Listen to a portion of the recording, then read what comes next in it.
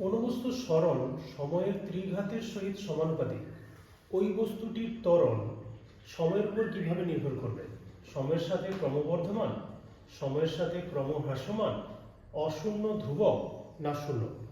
এটা আমরা কিভাবে করব? এখানে যে অংশটা দেওয়া আছে, সরণ সময়ের ত্রিঘাতের সহিত সমানুপাতিক, তার মানে সরণ x সময়ের ত্রিঘাতের সহিত সমানুপাতিক। গতিবেগ আমরা পাবো যদি সরণকে সময়ের সাপেক্ষে অবকলন করি, তাহলে এটা এক ঘাত কমবে, টি স্কয়ার হবে। ত্বরণ আবার গতিবেগের অবকলন, অর্থাৎ এই টি স্কয়ারের অবকলন হবে এক ঘাত কমে টি, অর্থাৎ ত্বরণ সময়ের সাথে সমানুপাতিক হচ্ছে, তার মানে সময় বাড়ার সাথে সাথে সরণও বাড়বে। Option A correct answer.